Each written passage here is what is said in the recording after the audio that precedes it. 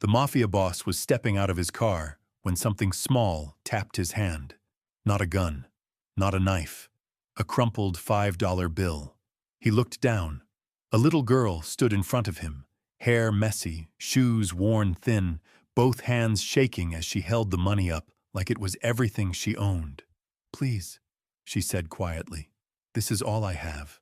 His men moved instantly, too close, too fast. But he raised his hand, stopping them. No one paid him $5. People paid him in fear. He crouched down, eye level with her. "What do you want, kid?" She swallowed hard, forcing the words out. "I want you to help me," she said. "Because the police won't." That made him pause. She leaned closer, voice trembling. "They said if I told anyone, my mom wouldn't come home." That's when he noticed her knuckles, bruised, her sleeve torn, and the way she kept glancing over her shoulder. The mafia boss slowly took the $5, not because he needed it, but because whatever she was about to ask was worth far more than money. "Stay with me until the end," because what this little girl asked next shocked even a man who thought he'd seen every kind of evil. Before we begin, don't forget to like this video, hit subscribe, and comment where you're watching from. Now, let's get started. Vincent Torino had been running the East Side for 15 years. He'd built his reputation on two things: keeping his word and making problems disappear. His territory stretched from the docks to downtown, and everyone knew the rules. You paid on time, you stayed quiet, and you never brought children into business. That Tuesday evening started like any other. Vincent was leaving his restaurant, Bella Vista, after settling accounts with the local shop owners. Protection money, loan payments, the usual collections that kept his operation running smooth. His black Cadillac waited at the curb, engine purring, while Tony and Marco flanked the entrance like human shields. The neighborhood knew this routine. When Vincent emerged at 8:30 sharp, people found somewhere else to be. Store owners locked their doors. Mothers called their kids inside, and the smart ones crossed the street before he even noticed them. But this little girl didn't cross the street.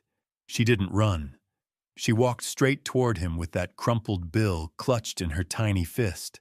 Vincent had seen desperate people before. Grown men who owed money they couldn't pay. Business owners behind on protection fees. Gamblers who'd bet their last dollar on the wrong horse. Desperation had a smell, a look, a way of making people do stupid things. This was different. This child wasn't desperate in the way adults get desperate. She was methodical, determined, like she'd rehearsed this moment 100 times in her head. Her clothes were clean but old, patched in places where they'd torn. Her sneakers had holes near the toes. But her eyes held something Vincent rarely saw anymore. Pure, unwavering hope. "What's your name?" he asked, still crouched at her level. His men shifted nervously behind him, hands instinctively moving toward their jackets. They'd never seen their boss take this much time with anyone, let alone a kid. "Sophie," she whispered. "Sophie Martinez. Sophie Martinez," Vincent repeated slowly. "How old are you, Sophie?" 7. Her voice got smaller with each answer, but she didn't back away. "Almost 8. Vincent glanced at Tony, who gave an almost imperceptible shrug. In their world, children meant complications. Children meant witnesses, questions, heat from law enforcement that nobody wanted. Smart criminals avoided kids entirely. "Where are your parents, Sophie?" Vincent asked gently. That's when the tears started. Not the dramatic sobbing you'd expect from a scared child, but quiet tears that rolled down her cheeks while she fought to keep talking. "My mom's gone," she said. "They took her 3 days ago." Vincent felt something cold settle in his stomach. "Who took her?" Sophie looked over her shoulder again, scanning the empty street like she expected someone to jump out of the shadows. "The bad men. They said she owed them money, but she doesn't have any money. We don't have any money except this." She held up the $5 bill again, and Vincent could see it was worn soft from being folded and unfolded countless times. Probably her lunch money for the week, maybe longer. These bad men, Vincent said carefully. What did they look like? Sophie wiped her nose with the back of her hand. Big. Scary. One had a tattoo on his neck that looked like a snake. Another one had gold teeth. They drove a white van with no windows in the back. Vincent's jaw tightened. He knew exactly who she was describing. The Kozlov brothers had been moving into his territory for months, pushing drugs, running protection rackets, generally making life difficult for everyone. But taking someone's mother was a new low, even for them. Sophie, where's your dad? Vincent asked. He died last year. Car accident. She said it matter-of-factly, like she'd practiced explaining this to adults who always asked uncomfortable questions. It's just me and Mom now. Was just me and Mom. Marco stepped forward. Boss, we should go. Someone's gonna see. Vincent silenced him with a look. In 15 years of running crews, settling disputes, and managing territory, he'd developed rules that kept him alive and out of prison. Rule number 1 was never get emotional about business. Rule number 2 was never trust anyone completely. Rule number 3 was never, ever get involved with kids. But looking at Sophie Martinez, clutching her $5 like it could buy miracles, Vincent felt something shift inside his chest. Maybe it was remembering his own mother, who'd worked 3 jobs to keep him fed after his father disappeared. Maybe it was thinking about all the times he'd wished someone, anyone, would step up when the world felt too big and too cruel. Sophie, what exactly do you want me to do? He asked. She took a deep breath, like she was about to jump off a cliff. I want you to bring my mom home. I know you're important. I know people are scared of you, but I also know you help people sometimes. Vincent raised an eyebrow. Who told you that? Mrs. Chen from the corner store. She said when those other bad men tried to make her pay extra money, you made them go away. She said you protect people in the neighborhood. Vincent almost smiled despite himself. Mrs. Chen had been paying him protection money for 5 years, but apparently she'd put her own spin on the arrangement. Sophie, this isn't how these things work. You can't just walk up to people like me and ask for help. But I did, she said simply. And you're still here talking to me. That stopped him cold. She was right. Any other night, any other person, Vincent would have been in his car and gone by now. His men were probably wondering if their boss had lost his mind, standing on the sidewalk negotiating with a second grader. The bad men said if I tell the police, they'll hurt Mom worse. Sophie continued. They said if I tell anyone, they'll make sure I never see her again. But they didn't say I couldn't hire someone to help. Vincent stared at this tiny girl who just used the word hire like she was conducting business. You want to hire me? Yes, for $5. It's all I have, but I can get more. I can do chores or sell things or... Sophie. Vincent's voice was gentle but firm. $5 isn't enough for what you're asking. Her face crumpled, and for a moment she looked exactly like what she was, a terrified 7-year-old whose world had been turned upside down. Please, she whispered. She's all I have. If something happens to her, I'll be all alone, and I don't know what to do when I'm alone. I'm alone. Vincent looked at that $5 bill in his hand, then back at Sophie's tear-streaked face. In his line of work, emotions were weaknesses that got you killed or arrested. But standing there, listening to this kid talk about being alone, something inside him cracked. Tell me exactly what happened 3 nights ago, he said quietly. Sophie wiped her eyes and straightened up, like she was trying to be brave. Mom was making dinner. Spaghetti. She always makes spaghetti on Sunday nights because it's cheap and there's enough for leftovers. Someone knocked on the door really hard, like they were going to break it down. Vincent nodded. Go on. Mom looked through the peephole and got scared. Really scared. She told me to hide in the bedroom closet and not come out no matter what I heard, but I could hear everything through the walls. The little girl's voice got smaller as she continued. They said my dad owed them money before he died. $20,000. They said Mom had to pay it back or they'd take me instead. Vincent's blood went cold. 20,000 was nothing to him. Pocket change he spent on dinner some nights. But to a widow working minimum wage jobs, it might as well have been 20 million. My mom told them we don't have that kind of money. She showed them our bank account on her phone. $43. That's all we had. Tony shifted behind Vincent, checking his watch. They had other business tonight, collections to make, territory to patrol. But Vincent held up his hand again. What did they say then? They laughed. Said she could work it off. Special work. And when she said no, they grabbed her. She screamed at me to stay hidden, to be brave, to find someone who could help. Sophie's voice cracked on the last word, but she kept going. They put her in the white van.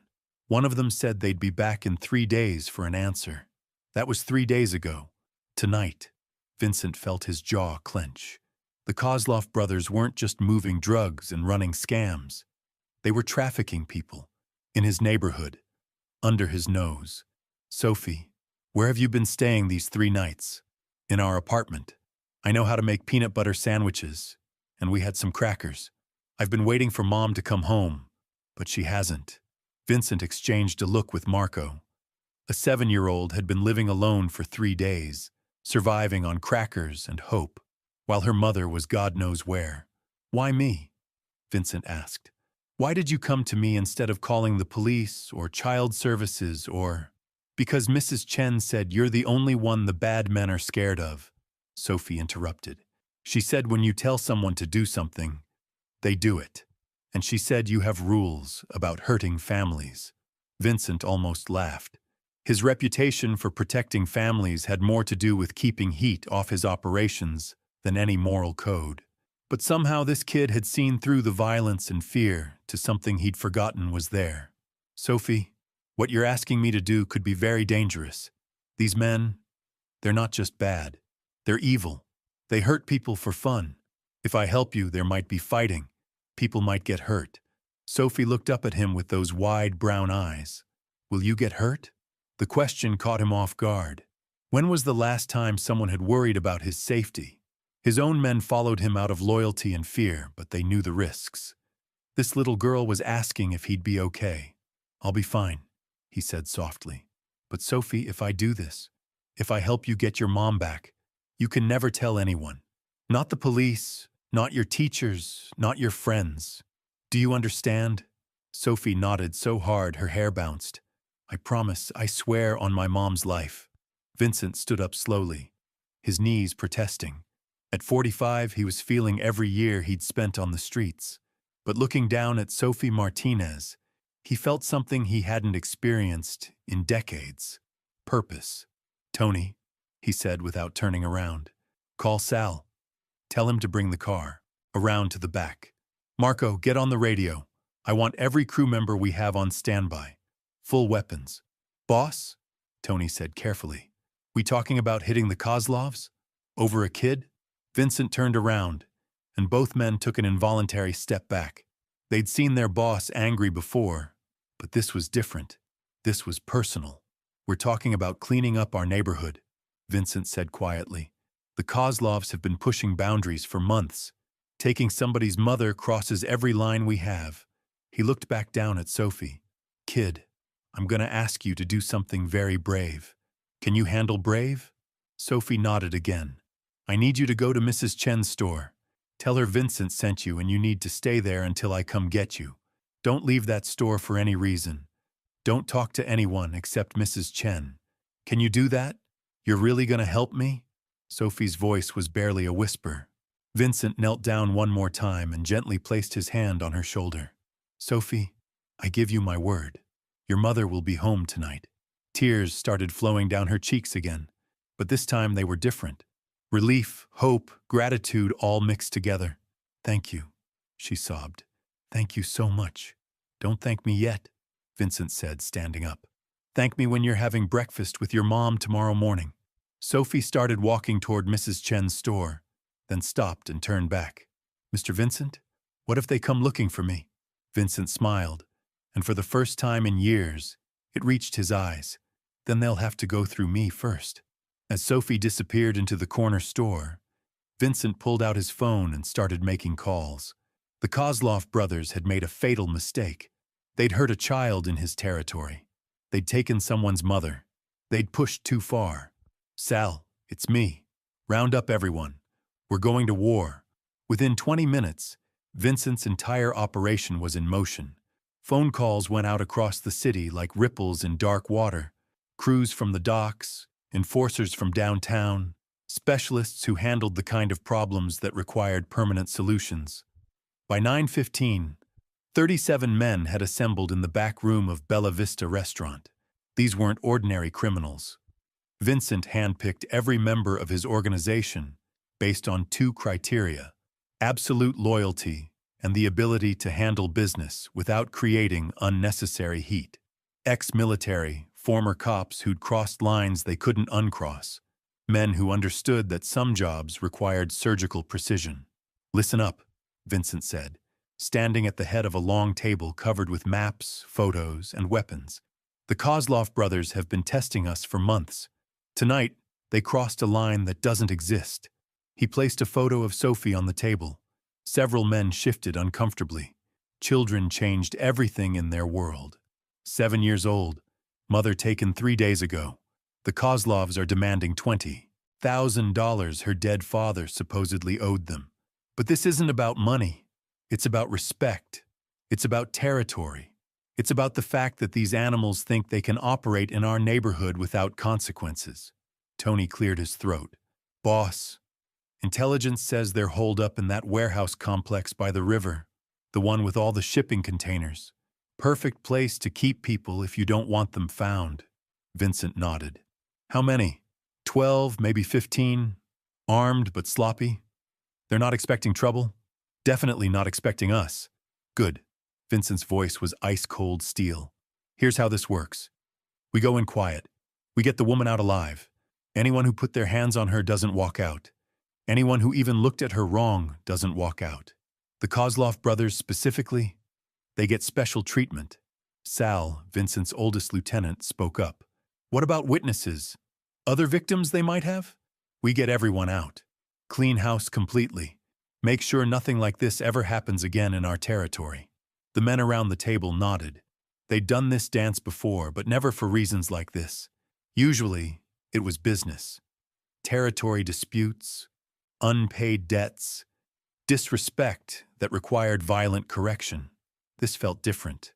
Personal. Vincent pulled out his phone and showed them the text he'd received 10 minutes earlier.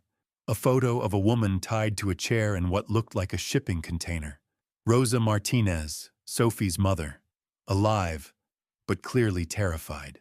"They sent this thinking it would scare me into paying ransom," Vincent said quietly.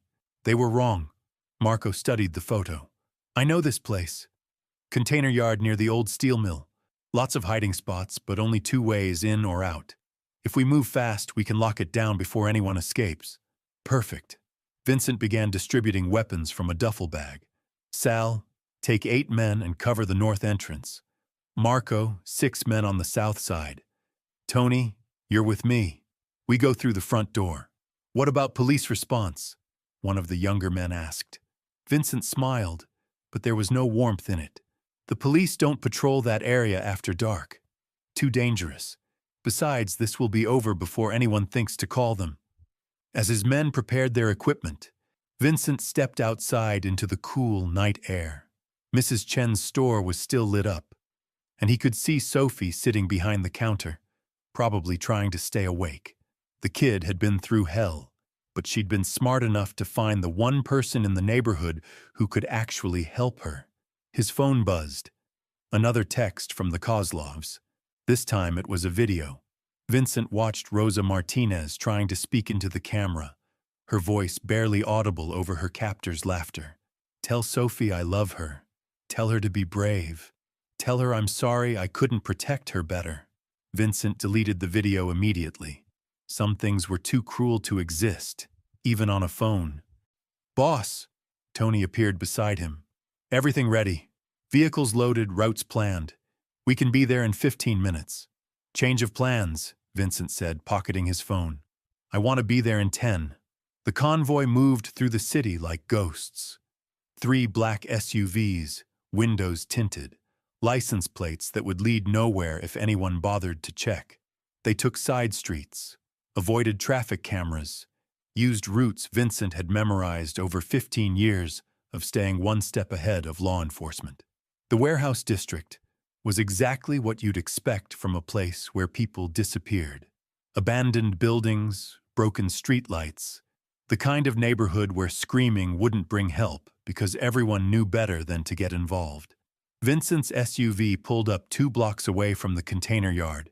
Through binoculars, he could see lights in 3 different shipping containers, guards walking patrol routes, but casually, like they were bored. The Kozlovs had gotten comfortable operating in his territory. That was about to change. "Sal's team in position," came the voice through his earpiece. "North side secured. Marco here, south entrance covered. 2 guards eliminated quietly, bodies concealed." Vincent checked his weapon one final time. A .45 caliber pistol he'd carried for 8 years, custom grip, never missed what he aimed at. Tonight, he planned to aim at everything that moved. "Tony, you ready for this?" "Been ready since that kid showed up with $5, Tony replied. "Nobody hurts children in our neighborhood. Nobody." Vincent smiled grimly. This was why he'd built his organization carefully, choosing men who understood honor even in a dishonorable business. They weren't just criminals. They were protectors, guardians of something bigger than themselves. "All teams go." They moved like shadows across the container yard. Years of coordinated operations had taught them to communicate without words, to anticipate each other's movements, to strike with precision that left no room for mistakes. The first guard went down before he could draw his weapon. The second managed to reach for his radio, but never got the chance to use it. By the time Vincent reached the first shipping container, 6 Kozlov soldiers were already neutralized. Inside the container, they found what Vincent expected and hoped they wouldn't. Evidence of human trafficking on a scale that made his blood boil. Photos, documents, a ledger showing dozens of transactions involving people sold like merchandise. "Boss?" Marco's voice crackled through the earpiece. "Found her. Container 7. She's alive but barely conscious. Looks like they drugged her. Anyone with her?" 3 guards. Not anymore. Vincent felt something inside his chest loosen slightly. Rosa Martinez was alive. That meant he could keep his promise to Sophie. "Sal, what's your status?" "Container 12. You need to see this. They've got 4 other women here, all in bad shape." Vincent closed his eyes briefly. The Kozlovs hadn't just taken Rosa. They were running a full operation, kidnapping women, probably planning to ship them overseas. In his territory, under his nose. Get everyone out. Medical attention for anyone who needs it. Safe transportation to wherever they want to go. Full protection until this is over. What about the Kozlov brothers themselves? Vincent checked his watch. 11:47. Sophie had been waiting 4 hours for news about her mother. 4 hours too long. Container 15. That's their office. That's where we finish this. The walk to Container 15 felt like a funeral march. Vincent had killed before, but always for business reasons. Territory disputes, unpaid debts, threats to his organization. This was different. This was justice for a 7-year-old girl who'd offered him everything she owned to save her mother. The brothers were exactly what Vincent expected. Dmitry Kozlov, the older one, was counting money when Vincent's team breached the container. Alexei Kozlov, the younger brother, was on the phone arranging another pickup. Both men reached for weapons when they saw Vincent. Neither made it. "Vincent Torino," Dmitry said, hands slowly rising. "We can work this out. Business is business." "You're right," Vincent replied calmly. "Business is business. And your business just ended. The woman, she's worth $20,000 to us. We split it 60-40, you get the bigger cut. Everyone walks away happy." Vincent stepped closer. "Let me tell you about that woman. Her name is Rosa Martinez. She's a widow. She works 2 jobs to support her 7-year-old daughter. Her husband died in a construction accident last year, and she's been struggling to keep food on the table ever since." The brothers exchanged glances. They clearly hadn't expected Vincent to know personal details. "Tonight, that 7-year-old daughter walked up to me and offered me $5 to help her. $5. Everything she had in the world. Because you animals took her mother. Look, we didn't know she was connected to you, Alexei said quickly. This is a misunderstanding. We can make this right. Vincent pulled out his phone and showed them the video they'd sent earlier. Rosa Martinez, terrified and helpless, begging for her daughter's safety. You made her record this. You laughed while she cried. You threatened a child. It was just business, Dmitri insisted. Nothing personal. You're wrong, Vincent said quietly. This couldn't be more personal. What happened next took exactly 90 seconds. When it was over, the Kozlov brothers' trafficking operation was permanently closed. The warehouse fell silent except for the sound of Vincent's men securing the area and helping the rescued women. Vincent walked back to Container 7, where Tony was helping Rosa Martinez to her feet. She was weak, disoriented, but alive. Her eyes focused on Vincent with confusion. "Who are you?" she whispered. "I'm a friend of your daughter's," Vincent said gently.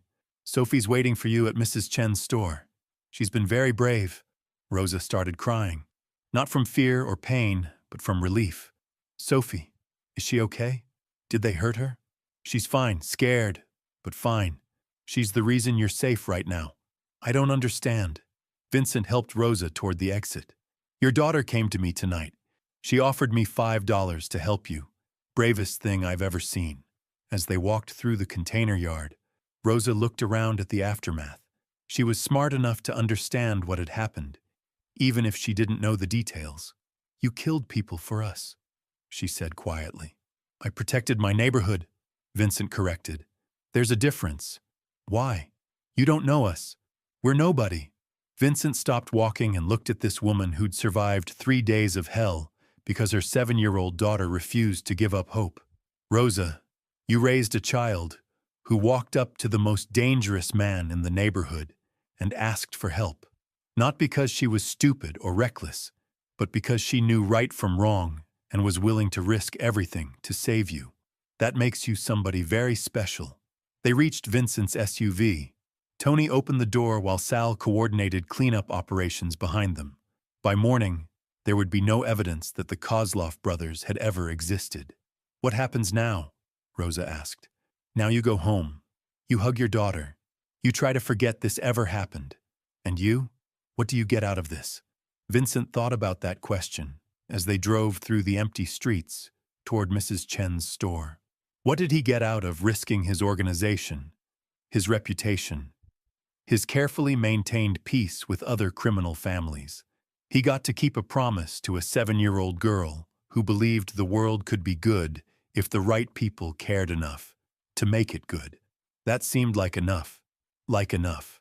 Mrs. Chen's store had never felt so bright. The fluorescent lights hummed overhead while Sophie sat behind the counter, her small legs swinging back and forth from a chair that was too tall for her. She'd been staring at the door for what felt like forever, jumping every time someone walked past on the sidewalk. Mrs. Chen kept offering her crackers and juice boxes, but Sophie's stomach was twisted too tight to eat anything. She just wanted her mom. She wanted this nightmare to be over. When the door chimed at midnight, Sophie's heart nearly stopped. But instead of the bad men with gold teeth and snake tattoos, Vincent Torino walked through the entrance with the most beautiful sight she'd ever seen. Her mother. "Mama!" Sophie launched herself off the chair and ran faster than she'd ever run in her life. Rosa Martinez caught her daughter and held her so tight it hurt. But Sophie didn't care. She breathed in her mother's familiar smell, lavender soap and the vanilla perfume she wore on special occasions. "Baby, oh my baby," Rosa whispered, tears streaming down her face. "I'm so sorry. I'm so sorry I left you alone." "I wasn't alone," Sophie said, her voice muffled against her mother's shoulder. "Mr. Vincent helped me, just like I knew he would." Rosa looked up at Vincent, who stood quietly by the door with Tony. Mrs. Chen had retreated to the back of the store, giving them privacy for this reunion. "How can I ever thank you?" Rosa asked. Vincent reached into his pocket and pulled out the crumpled $5 bill Sophie had given him. He walked over and gently placed it in Sophie's small hand. "Your payment's been refunded," he said with a slight smile. Consider the job completed at no charge. Sophie looked down at the money, then back up at Vincent. But I hired you. That was our deal. Kid, you gave me something worth more than money tonight. What? Vincent knelt down to Sophie's level one last time. You reminded me why I do what I do. Sometimes we forget that protecting people isn't just about business. Sometimes it's about doing what's right. Sophie carefully folded the $5 bill and put it in her pocket. Will the bad men come back? No, Vincent said with absolute certainty. They won't be bothering anyone ever again. Rosa understood what that meant, but she didn't ask for details. Some questions were better left unanswered. What happens now? Rosa asked. Vincent stood up, his expression serious. You go home. You lock your doors. You live your life. But Rosa, if anyone ever threatens you or Sophie again, you call this number. He handed her a simple business card with just a phone number printed on it. Day or night, no questions asked. I can't pay you if something happens again. You don't need to. Sophie's already paid for a lifetime of protection. Tony stepped forward. Boss, we should go. Cleanup's finished, but we need to make sure everything's secure. Vincent nodded, then looked back at Sophie. You take care of your mom, okay? And Sophie, remember what you learned tonight. Sometimes the right person will help you, even when the world feels scary. You just have to be brave enough to ask. I will, Sophie promised solemnly. As Vincent and Tony headed toward the door, Sophie called out, Mr. Vincent! He turned back. Are you a good guy or a bad guy? Vincent paused, considering the question. In his world, the lines between good and bad weren't always clear. He'd done terrible things to terrible people. He'd broken laws, hurt enemies, operated outside society's rules for 15 years. But tonight, he'd saved a mother and daughter. He'd kept a promise to a 7-year-old girl who believed in him when she had nowhere else to turn. I'm whatever I need to be, he said finally. Tonight, I got to be the good guy. After they left, Rosa and Sophie walked the 6 blocks home to their small apartment, the same route Sophie had taken alone 3 days ago, terrified and desperate. Now she held her mother's hand tight, both of them alive and safe. 3 months later, Vincent was having dinner at Bella Vista when Mrs. Chen walked in with a small envelope. Inside was a hand-drawn picture of a family, stick figures holding hands under a rainbow. At the bottom, in careful 7-year-old handwriting, it read, Thank you, Mr. Vincent. Love, Sophie and Mama. Vincent never framed awards or newspaper clippings, but that drawing went up on his office wall, right next to the map of his territory. Because sometimes the most dangerous man in the neighborhood needs to remember what he's really protecting. Sophie Martinez grew up safe. She graduated high school, went to college, became a teacher. Every year on the anniversary of that night, she'd leave a small envelope at Bella Vista restaurant. Always the same thing. A $5 bill and a note that said, for the next kid who needs help. Vincent kept every single one, because that's the thing about courage. It doesn't matter how big you are, how much money you have, or how many people fear your name. Sometimes the bravest person in the room is a 7-year-old girl with $5 and hope. And sometimes that's exactly what the world needs.